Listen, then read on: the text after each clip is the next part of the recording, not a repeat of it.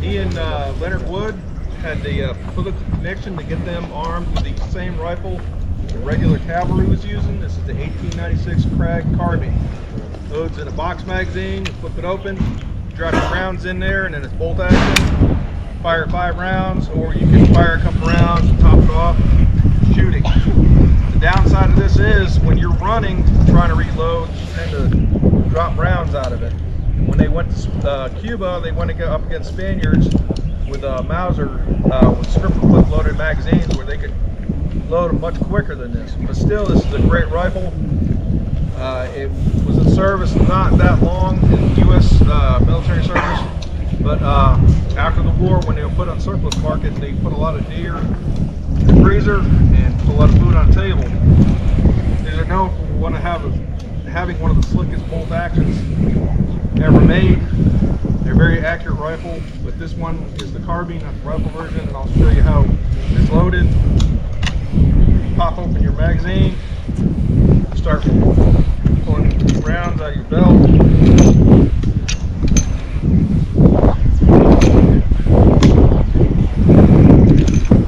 Close it.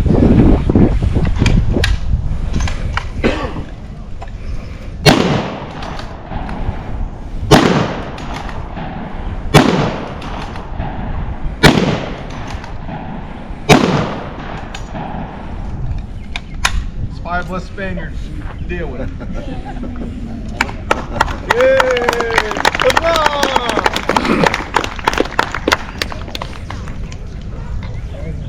So hello everybody. As you can see, I probably look a little bit different than everybody else. My friend and I, Tyler here, are the only ones not doing an American focused impression. For me though, this is a question of heritage. My great grandfather served in the Austro-Hungarian military, which is what spawned my interest in it.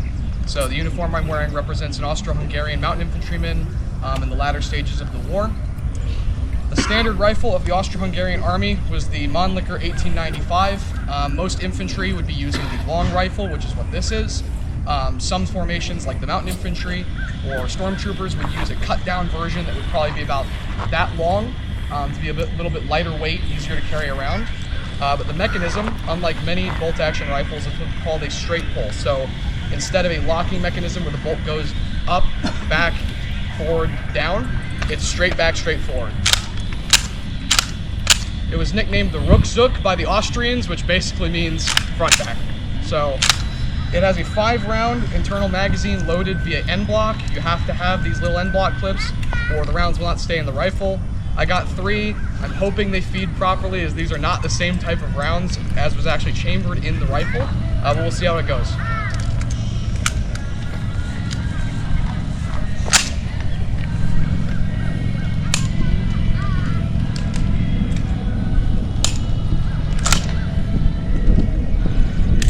We're going to single feed.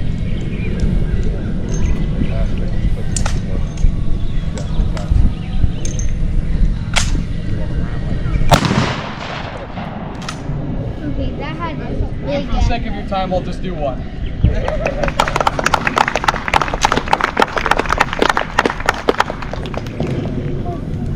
Everyone, I'm portraying a member of the 89th Salerno Brigade from the Italian Army in the First World War. This is the standard issue Italian rifle, the 1891 Carcano. Has a 6-round magazine that holds 6-round magazine. Uses a end block clip similar to the Mannlicher. This one is probably also going to have some feeding issues. I'll warn you ahead of time because, like the Mannlicher rounds, these are custom fitted to actually fit this rifle. They're not the original size rounds. So I'm only going to fire one of these as well.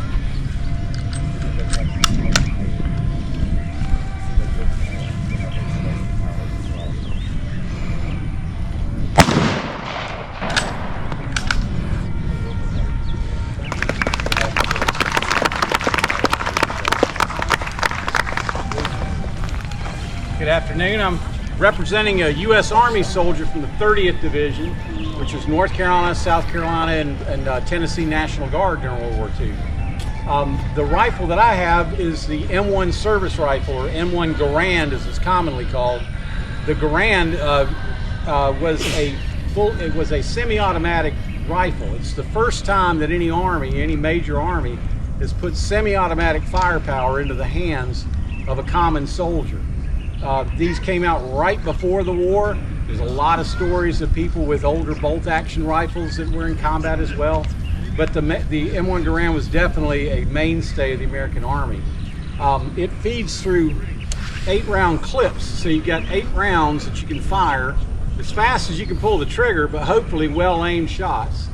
And then once that is expended, it's an en-bloc clip similar to the one we just saw a second ago, meaning it goes into the rifle. Last round it flies out, and you'll hear a distinctive ping when it comes out. Just a quick reminder too, all of us are encamped around here, right? So after this, if you haven't gotten a chance to get into our camps, you can ask us many more questions about our weapons, equipment, and our impressions. Right now, I'll go ahead and load this, and we'll see what happens.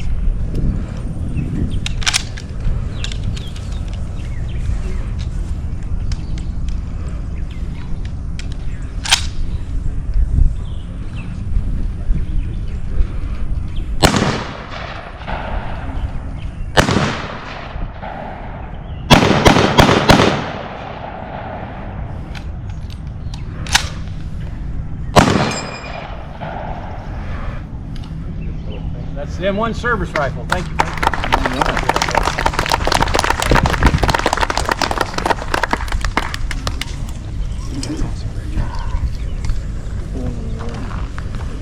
Thompson was a submachine gun used chiefly by the United States and Great Britain during World War II. It was introduced in 1919 by General John Thompson and was initially rejected by the U.S. military. Later on, after they finally accepted it, it was exported far and wide to our allies, including China and Russia at the time. It saw service in the Pacific theater, the Mediterranean, and also the European theater. This model is the M1928A1. It's based on the earlier civilian style that was made infamous by the gangsters in the 1930s. This one still retains some of the features. It has a special compensator on the end of the barrel that was supposed to help with muzzle climb, which affected the operators firing this in fully automatic. The rifle, or the submachine gun, shoots a 45 ACP round, the same as the 1911 pistol. It could fire it up to about a range of 200 meters, although it was really only effective up to about 50 meters. This particular model also retained the ability from the civilian ones to use the drum magazines. The drum magazines that the military purchased held 50 rounds. And while some of the Marines in the Pacific liked having the larger count of rounds to expend, the drums themselves were universally disliked because they were heavy, unreliable, noisy, and very difficult to reload. So they switched to later box magazines. The earlier styles held 20 rounds, and the longer style, later introduced in the war, held 30 rounds each. This is basically the same weapon, but this is the M1A1. It's got a few features on it, less features actually than the 1928. It's a little bit lighter. As we all know, cost effectiveness, especially in war, is something that they would go after. So this one is designed to leave off some of the special features. It did not have a compensator. It does not have the ribbed barrel. The receiver is much smaller. It's much lighter. Still fires the 45 ACP round. It's a little bit slower cyclic rate of fire. They slowed it down on purpose to not waste so much ammunition. But we will demonstrate both of these for you now together.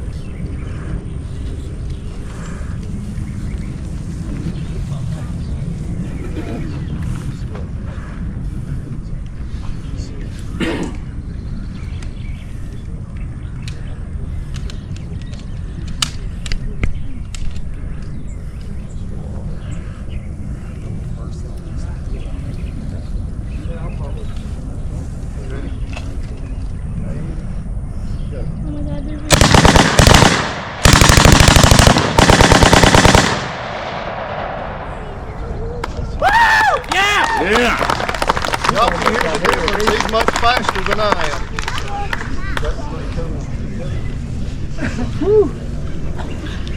So I'm representing a 101st Airborne Troop from Vietnam, and here I have a Soviet submachine gun from World War II. It's a PPSH-41, and this was given to the Vietnamese troops, the North Viet Cong and the North Vietnamese Army, to fight their war. They were oftentimes captured by Americans to use against them because they're very reliable and very fast.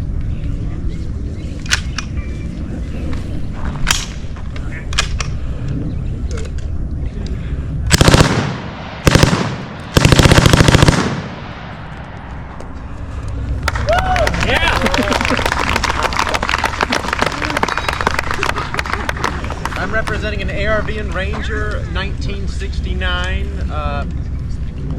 This is the Soviet SKS, introduced in 1949. Was the first rifle used 7.62 by 39. Yeah.